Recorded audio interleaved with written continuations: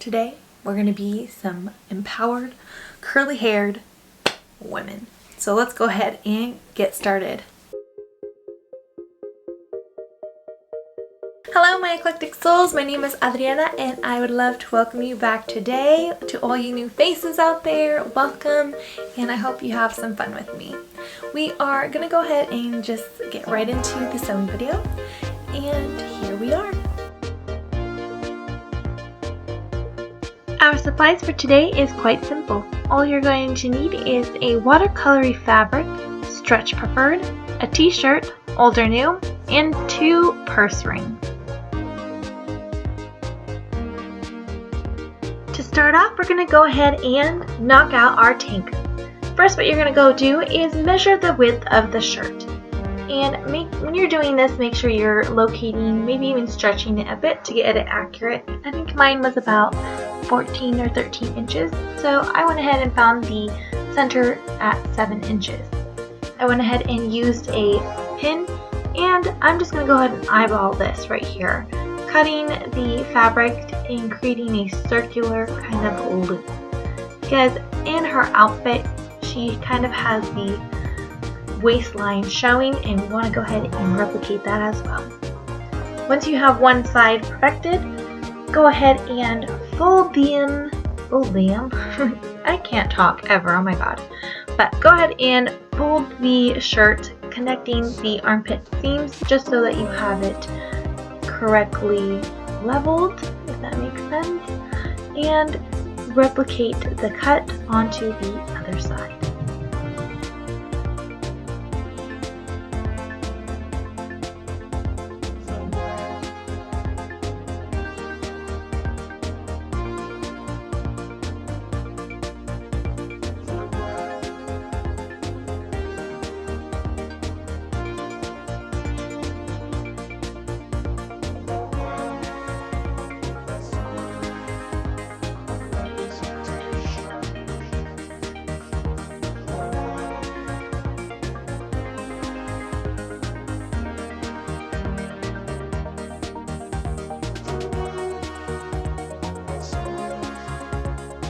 Once I have those curves cut into the shirt, I'm going to go ahead and just extend this T portion that's going to be looped around the metal loop, as you saw in our supplies. Now here I actually tried the shirt on and saw that it was a little bit too long, so I wanted to make sure that it covers my area when I left my arm, so it did, but I needed to go ahead and just trim it down a little bit more. And once again, I want to go ahead and just do this on one side, and once I feel that the curvature and the length is good, I go ahead and again use it as a tracing mechanism on the other side. Simply after you've completed this, your shirt is actually all done.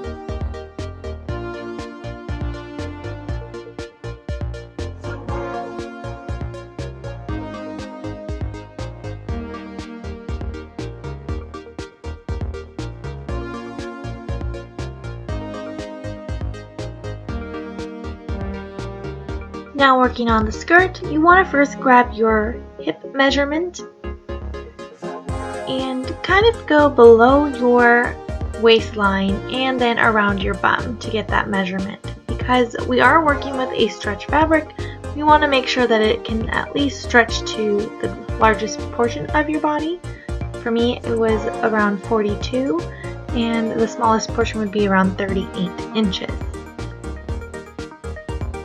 After that, you'll want to make sure you're measuring the length of the skirt from the portion below your waistline to about mid-thigh. For me, it fell about 15 inches. With those measurements, you'll want to go ahead and make sure you're cutting a piece of fabric that is the length that you wanted and the width of your hips. For myself, it came to 15 inches length. So I would multiply that by 2 as I'm going to have 2 layers. So it'll be 30 inches long. And then width, I want to make sure that it is half of my hip measurement, which for me was 41, divided by 2 came to 20.5. So I'll just round that to 21 so that I have seam allowance. With our finished shirt, we're going to go ahead and use the curvature and little downspout that we have to help us create it onto the skirt itself. So you'll go ahead and cut until you get to the beginning of the curve there, and repeat that again on the other side. What we're going to go ahead and do is create a different styled curve that will go to a completely straight edge, so when it's wrapped around our hips we have a completely leveled skirt and not having it look wonky on us.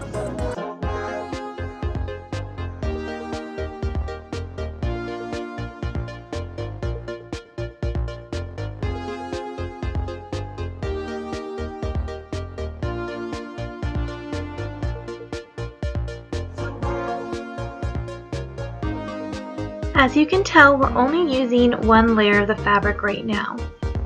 This is because we want to make sure you get the precise cut that you want for the little connection portion of the fabric. And also because it is a stretchy fabric, it can kind of slip away, and to avoid any mishaps with the fabric, this is how we're going to do it. So here we're just going to make sure we are replicating it onto the same side so you get that perfect T.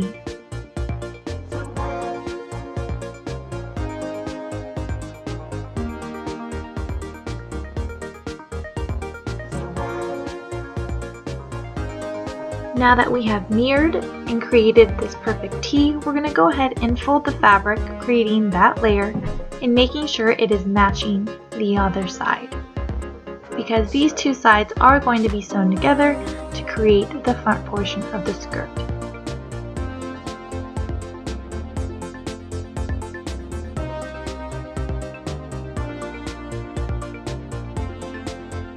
Now that we have our perfect T on both sides and layers, we're going to go ahead and flip it inside out.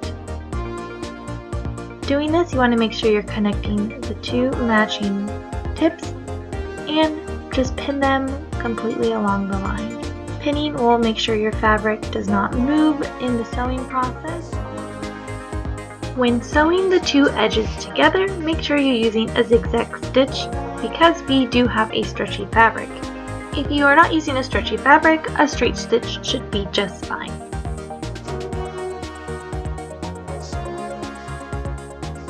And as a reference for any layered fabrics, you want to make sure you are trimming excess fabric around the seam area. So once the garment is turned the right way and the seam is ironed down, you don't have bulk in that area. Now that one panel is completed, we can go ahead and create the second panel. And this should be a lot simpler than the first, as we should just go ahead and trace that T panel right onto the next panel.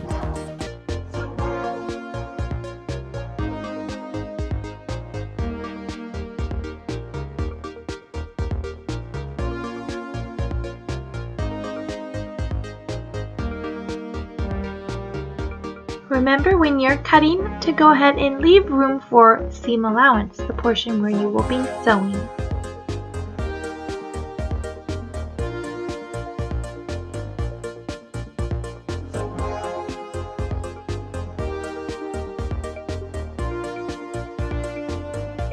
Now that we have both panels looking the same, we can go ahead and flip it inside out and sew that top T portion only. Once again, after we have used a zigzag stitch, gosh, it's a tongue twister, go ahead and cut off the extra fabric past the sewing seam. And we'll go ahead and finally flip one of the panels inside the right way. Not inside out. You have to keep one inside out though, because what we're going to go ahead and do is feed one of these panels into the other one.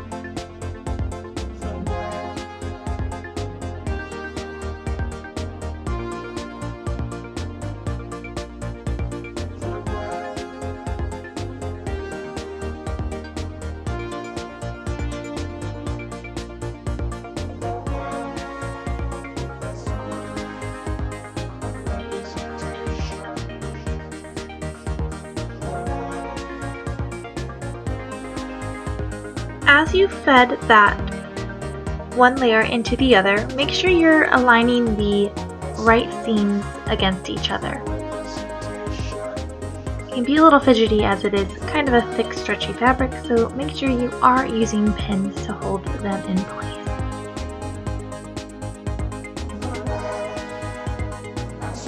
As you complete this, make sure you're giving the fabric a little wiggle inside each other like this. This will ensure that the fabric is completely laid out. And as you can see, it nicely fits into one another. At this time, you will now go ahead and sew those seams down together. And again, remember to use a zigzag stitch so that you have them completely stable in a stretchy fabric. It holds a little bit better.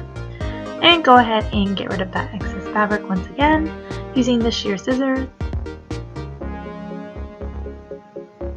And once we've gone ahead and completed that, you can go ahead and just pull one of those outside right, I don't know how to say it, but you can see now it is completed together and the seam looks beautiful. Now if only I could have figured out how to do that on both sides. Now before we completely sew it together, go ahead and just do a wrap test to make sure it does fit you correctly. And if it is not a stretch fabric, you want to make sure it does overlap. Here I got to stretch it a bit, but I know it will work. The way we are going to neatly finish the seam is by inserting one layer into the other one, but also folding over the edge to create that hem. And once you've kind of wiggled its way in there, go ahead and pin them down because it can easily just pop its way out and we don't want that. It's a little sketchy, but you know, it works, and I did the stretch test and it's perfect. The last thing we are going to have to do is sew on the little rings. So what I went ahead and did is just kind of fold over and tuck in the T fabric into the loop and just kind of spun it, wiggling the fabric and making sure it's being stretched into a flat manner, if that makes any sense. And you can try to do this with your sewing machine, not recommended because I'm sure it will break, and I think the last time I tried practicing this it did. So I'm just going to go ahead and hand stitch it. Even though my hand stitching is not that great, it can hold itself in place and we are good to go. You only have one step left, and that's to go ahead and attach the t-shirt to it. So go ahead and repeat that hand stitching and you're going to be all done.